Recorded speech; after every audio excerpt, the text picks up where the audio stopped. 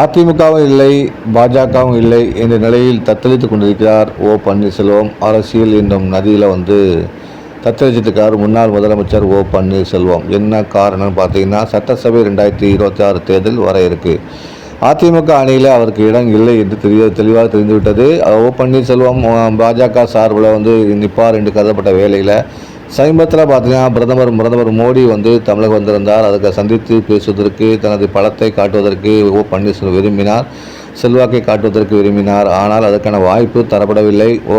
பன்னீர்செல்வம் பிரதமர் சந்திப்பு நிகழாமலே போய்விட்டது. இது அவரது ஆதரவாளர்களிடையே கடும் அதிர்ச்சி அலையை ஏற்படுத்தியிருக்கேன்னு சொல்லலாம். அதே நேரத்தில் அதிமுகவிடையே பெரும் மகிழ்ச்சி ஏற்படுத்தியிருக்கு.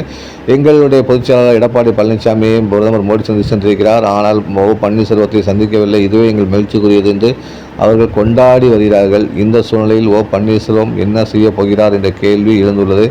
இந்த சூழ்நிலையில் தான் ஒரு பக்கம் பன்னீர்செல்வம் ஆதரவாக இருக்கக்கூடிய வன்கோடி ராமச்சந்திரன் தாவேகாவுக்கு ஒரு கொக்கி போட்டு வைத்திருக்கிறார். போட்டு வைப்பமே எலெக்ஷன் நேரத்தில் ஏதாவது உதவும் என்ற அடிப்படையில்.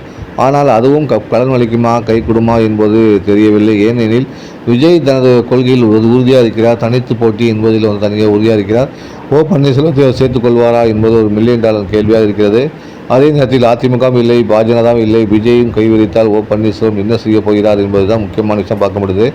இதற்கிடையில் பன்னீர்செல்வம் அடுத்த மாதம் மதுரையில் ஒரு கூட்டத்தை கூட்டியிருக்காரு, ஒரு மாநாடை கூட்டியிருக்காரு. அந்த மாநாட்டில் தன் அரசியல் நிலைப்பாட்டை அறிவிக்க போகிறதா சொல்லியிருக்காரு.